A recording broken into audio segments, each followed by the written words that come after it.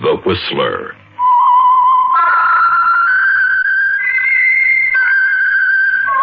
Presented by the United States Air Forces in Europe.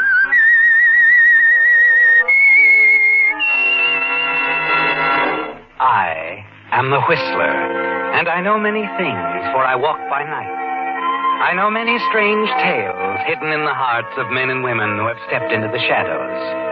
Yes, I know the nameless terrors of which they dare not speak.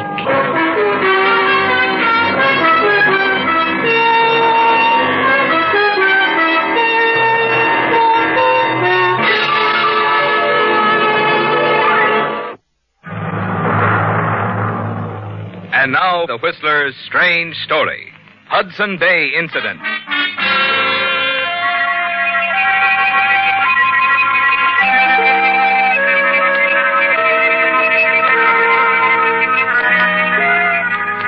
It all began at a secret international business conference at the exclusive Hudson Bay Hunting Lodge between two important men, Elliot Bradley of the Bradley Metal Processing Company and Bernardo Nagashi of the Middle Eastern Metals Limited. A conference which also included handsome, suave Charles Reeves, personal secretary to Elliot Bradley. Yes, you've been present at many important conferences with your employer, haven't you, Charles? And you've learned many important facts. Facts you expect to turn to your own advantage very soon, with the assistance of your employer's attractive wife, Pauline Bradley. Yes, Pauline can be a big help to you, can't she, Charles? You smile as you complete the final arrangements for the conference between your employer and the important Bernardo Nagashi, a conference you're certain will change the course of your life. Give me the lodge guard's office, will you, please? Chief of Guards Kincaid speaking. Oh, Kincaid, this is Reeves here. Look, there's been a change of plans. Mr. Nagashi is not coming up by car. You see, we heard that he hated to fly, but he just wired that he's coming in from Washington on a chartered plane anyway. Better send the limousine to the airport right away. Yes, Mr. Reeves. What about the reporters? Reporters? Yes, sir. Several of them are here. Oh, but this conference was supposed to be a well-kept secret. Well, how do you suppose they found out? I wouldn't know, Mr. Reeves. Mr. Bradley's arranged for a few hours of hunting with Nagashi before the business conference. Right, Mr. Reeves. Well, I'm tired of being kept in the dark. What's this all about anyway, Charles? Well, I'm sworn to secrecy, Mrs. Bradley. You'd better ask your husband. Yes, I can tell you now, Pauline. Britannium. Oh, the rare metal, Elliot. Yes, we need it desperately for our defense production. And where does Mr. Nagashi fit in? His outfit, Middle Eastern Metals, controls most of the world's production, and they're selling it behind the Iron Curtain. And we've got to stop it. That's why I'm meeting Nagashi. And just what are you supposed to do? Get the Britannium for ourselves. Nagashi wants certain patents that we control. So I'll put it on the line. The patents in return for all of Middle Eastern Metals' Britannium. Well, what are all the guards for? Somebody might just try to get Nagashi and pin it on me. And that would kill our chances of ever getting the Britannium. Well, with all this going on, you're quite the man of the hour, Mr. Bradley. May I suggest that you'd better go on down to the main lounge and talk with the reporters before Nagashi arrives? I'd certainly like to know how they found out about this meeting. You coming along, Reeves? Oh, why don't you let Charles stay here and keep me company? Very well. I'll be back in a few minutes.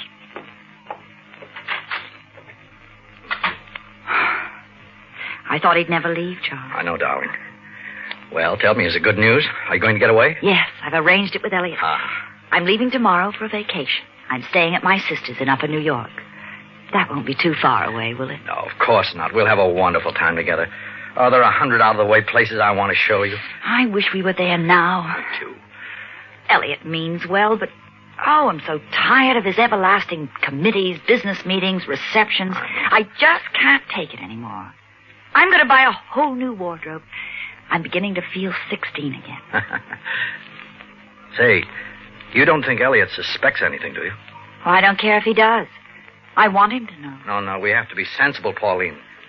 My promotion papers are in Elliot's briefcase. All they need now is his signature. Is that so important? It means my whole career. Besides, if he knows about us, you'll never get a cash settlement out of him when you file for divorce. I don't want one. I've decided I'm not touching Elliot's money. I think you're making a mistake, Pauline. Why, Elliot owes you something for all those years of drudgery. I'm leaving him, Charles. He owes me nothing. He's done his best to make me happy. He just doesn't understand that it takes more than success to make a woman happy. But, Pauline, all our future plans... Look, we might as well face it now, Charles.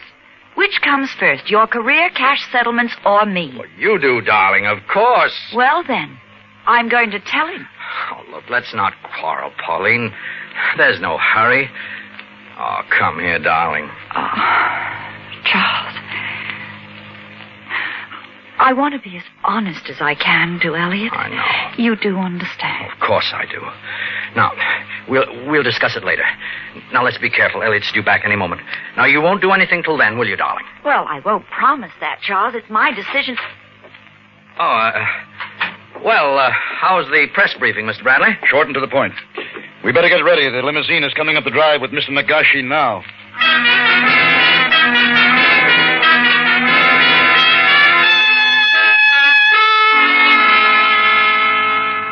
A drink, Mr. Nagashi?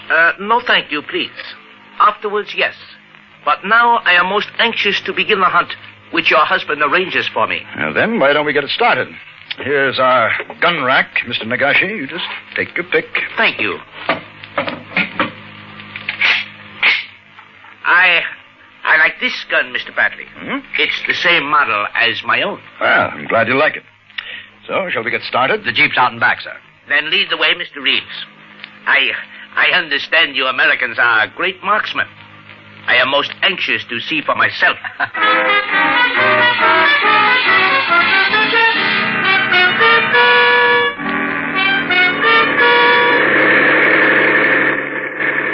You certainly got Nagashi in a good humor. He's nailed a half a dozen rabbits. Now he wants a deer. Yeah. He seems to enjoy hunting immensely. Lucky he does. You're still going to find him a tough man to deal with, I'm afraid. Well, where to now, Mr. Bradley? Reeves. Drive over to that clump of trees and brush. I'd swear I spotted a deer. Yes, sir.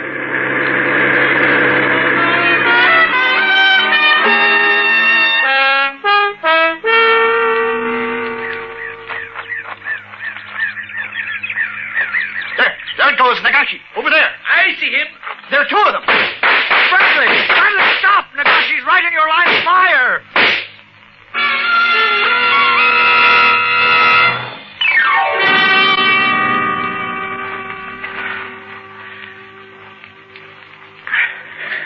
Say something, for heaven's sake. Nagashi's dead. Huh? Oh, no. No, he can't be. Reeves, you don't know what that means. Yes, Mr. Bradley. I know exactly what it means.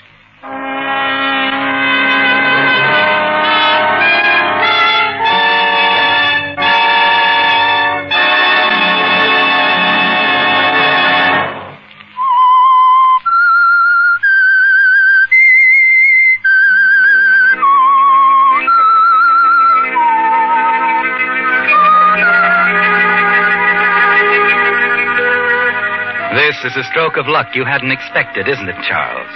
And as you help Elliot Bradley carry Nagashi's body into the jeep, you see a way to speed the completion of your own plans. Bradley's accidental shooting of Nagashi can be turned immediately to your advantage, can't it, Charles? Outwardly, of course, you still remain the obedient and sympathetic personal secretary as you follow Bradley's instructions to the letter. You have all his personal effects? Pistol, handkerchief, wallet, and passport, all here. All right. Leave them on my desk when you get back. And now remember, we can't let any of the reporters get wind of what's happened. Not yet. Right. I don't think they can see us from the main lodge. Well, I hope not. I'll drive the body back to one of the rear guest houses. You walk back to the house. Phone Kincaid and have him meet me there as soon as possible. Yes, Mr. Bradley.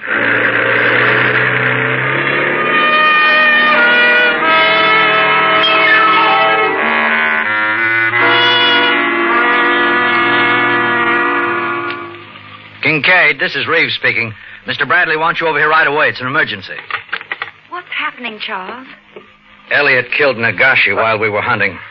Oh, no. Yes. And Elliot's shot is going to be heard around the world. Where is Elliot now? He's on his way here. Oh, I'd better get the note I wrote him. He mustn't read it at a time like this. What note? About us. I just couldn't face him and tell him you and I were in love. I thought it would be easier if I wrote him a note. But I told you to wait, Pauline. Oh, never mind that now. I left the note on his desk. I bet... Oh, Elliot. Hello, Pauline. Oh, Elliot, I'm so sorry. I know how you must feel. How I feel doesn't matter. It's the consequences that count. I'm a hated word to most of Nagashi's company as it is. There are plenty of enemy agents working inside his company ready to blow this whole thing up into a sinister plot. And there goes Britannium. That's what I'm afraid of, Reeves. I put through a call to Kingston in Washington while I was at the main lodge. No, that's probably Kingston now. Hello. Yes, this is Mr. Bradley. Oh, Mr. Kingston's not in, huh? Well, keep trying, operator. Yes, this is urgent. Oh, he's expected soon? Thank you. Well? He's flying in from a conference in Bermuda. Won't be back till 6. We'll just have to wait. Would you like a drink, Elliot? Yes, I could use one. What's this note here on my desk? Oh, I forgot to give it to you this morning. It's not important. I might as well read it. Keep my mind from Nagashi and Britannium. No, please don't bother. You can read it later. Here's your drink. Thanks. Here's the door, Reeves. Yes, Mr. Bradley. Oh, this way, Mr. Kincaid. Mr. Bradley, you sent for me? Yes, Kincaid. We're faced with an emergency. While we were hunting, Nagashi was accidentally shot, killed. I won't go into details, but we're sitting on a powder keg and we just can't let it go off. Now, I want you to keep the road from the lodge under constant guard and be sure that none of the reporters leave, understand? I'll take full responsibility. All right, Mr. Bradley. Thanks, and, just to be safe, you better have the press phones go out of order. If you say so, Mr. Bradley. Arrange to have dinner served the reporters at 6:30. Tell them it's important for them to remain and... Oh, never mind, I'll tell them that myself. Yes, that's all, Kincaid. Right, Mr. Bradley. Well, what now? I don't know, Reeves. I don't know. You can't keep this secrecy up very long, you know. Keep it up until we hear from Washington. And what can they do? I don't know that either. But there must be some way out. I can't let thousands of pounds of Britannium get into the wrong hands because of my stupidity. Well, it's not your fault, Elliot. Yes, it is. If I could only think. Maybe... What about suicide? You'd stand behind me, Reeves, wouldn't you? It's not for myself, you understand that. No, suicide won't work. But why not? The bullet went through his back. It'd be impossible for Nagashi to shoot himself in the back. Yes, you're right. Well, I better go out and install those reporters. Forget them, that's wasting time, Bradley. There is one person who can get you out of this. Oh, who's that? Me. What? I'm in no mood for games. I'm not playing any. All right, then. What do you have in mind? There were only 2 of us with Nagashi. I know that. Get to the point. All right. I could say I shot him. Nagashi's company never heard of me. Yes, that's it. At least it would give us a fighting chance. Your name means nothing to them. They couldn't blow you up into an international incident and make it stick. Exactly. And it would save your reputation. Well, I don't care a snap about that now. Oh, no, of course not. You're only concerned with Britannia. Charles, I don't want to argue. If you go through with this, I'll be eternally grateful. Let's leave it there. Well, that's not quite enough. What do you mean? My promotion, for one thing. We've gone through that before, Charles. That was before. And the same reasons still hold. You don't have the maturity or the experience to be a division chief. Now, in time... the time is now, Bradley. Ah, I see. No, not quite. I'm not finished yet. You just bought 5,000 shares of preferred stock in the company. You'll sign that stock over to me. Charles, how can Keep out of this, Paulie. Now I'm warning you. You don't know what you're saying, Reeves. Oh, don't I? What's that quotation? Power falls to the man who has the courage to be merciless? In other words, blackmail. Why? Don't start anything, Bradley. Remember, I'm your only witness, and if necessary, I'm prepared to swear you lost your temper and killed Nagashi deliberately. You don't, Elliot. That's just what he wants. You're right. I have to keep my head. I'll answer it.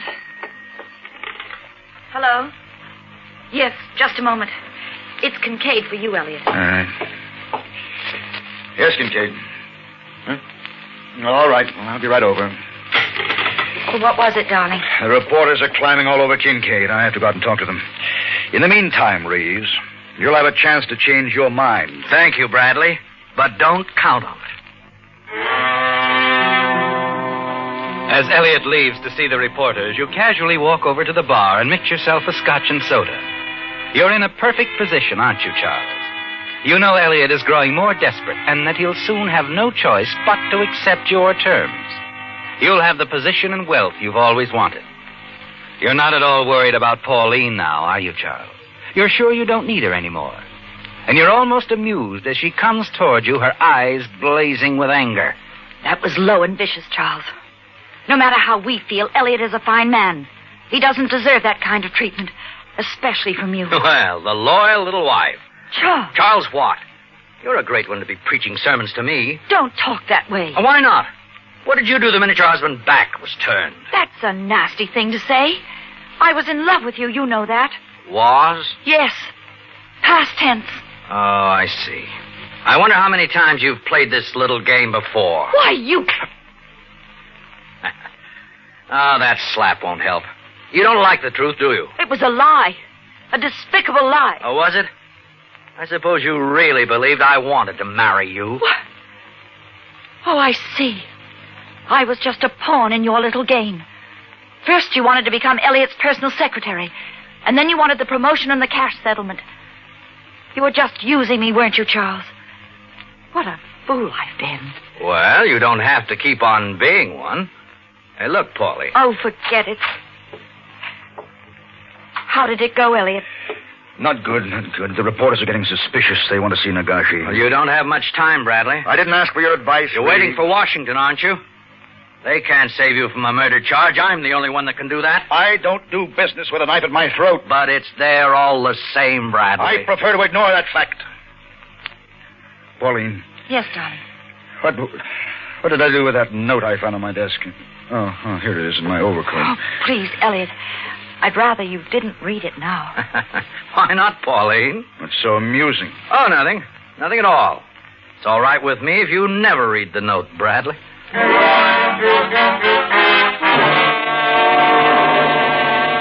No, you're not worried, are you, Charles? You're certain that once Elliot Bradley talks with Washington, he'll have no choice. He'll be forced to accede to your demands and say nothing. As Elliot and Pauline make a half-hearted attempt at conversation, you sit smoking cigarettes, waiting for the phone call from Washington you're certain will come through at any moment. After about 20 minutes, as Elliot quickly reaches for the phone, you silently lift the extension phone, open your notebook, prepare to make your usual notes of the conversation. Elliot Bradley speaking. Washington, calling Mr. Bradley. Put them on. Hello, Mr. Bradley. Yes.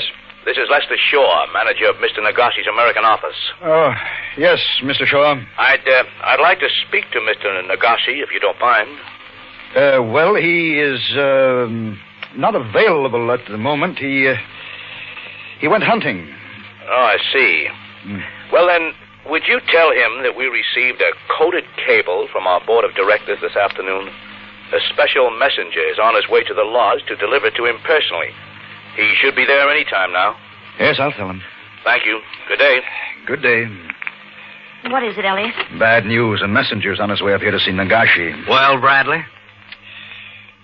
All right, Reeves. All right, you win. No, don't do it, Elliot. Don't do it. I have no choice, Pauline. I can't risk our whole defense production to stop one cheap little crook. Here's your briefcase, Bradley. Sign the necessary papers and be quick about it before I change my mind. You get the door, Pauline? No. Sit still, both of you. Let me answer it. It'll be my last official act as your private secretary, Bradley.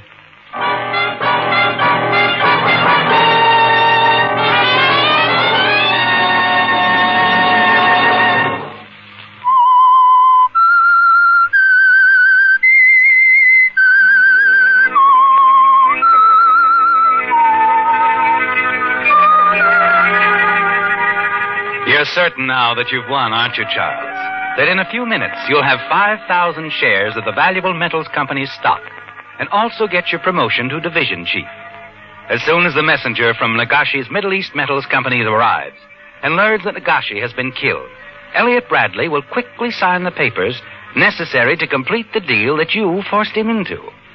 And the beauty of it is that Bradley can never reveal the fact that he was blackmailed without also revealing that he killed Nagashi. You smile smugly to yourself as you answer the doorbell. Oh, hello, Kincaid. What can I do for you? I have to see Mr. Bradley right away. Well, Mr. Bradley's busy at the moment. I'll speak for myself, Reeves. What is it, Kincaid? Well, frankly, sir, I don't know what to make of it. Here, see for yourself. Bring him in, men. Get your hands away from me. Who is Mr. Bradley? I am. Are you the special messenger? Messenger? I have never been subjected to such outrageous treatment in my entire career. First, you canceled our engagement this morning and asked me to arrive at 6 this evening. And now this. You must be mistaken. I am not mistaken. What kind of bungling is this? I have your telegram in my correspondence file. I am holding you and your company responsible. Just who are you? Oh, the final insult. I am Bernardo Nagashi, here at your invitation, Mr. Bradley. It's impossible. He's out of his mind, Bradley. Keep quiet, Reeves. Your passport, please. Oh, Dale, I suppose you'll search my luggage next, huh? I'm sorry, but I must insist on seeing your passport. Very well, but I give it to you under protest. Here. Now are you convinced who I am? Well, no, not yet. Pauline, hand me that other passport. It's on the desk next to the gun and the handkerchief. Yes. Here it is, Elliot. Thank you. Well, this passport has your name in it, too. And look at the identification photo. Huh? A forgery. It is Kim Son Konoye. Where is this man now, huh? Dead. He was shot today by accident while we were out hunting. Thank heavens. Forgive me, Mr. Bradley, but we were almost the victims of a daring and clever plot. Yes, I see it now. He sent you a telegram to delay your arrival, then wired us he was coming in by plane. This Konoye was one of the Middle East's cleverest agents. He was here for more than information, Mr. Bradley. He didn't want me to return alive. The Whistler. Listen next week when once again the United States Air Forces in Europe present The Whistler.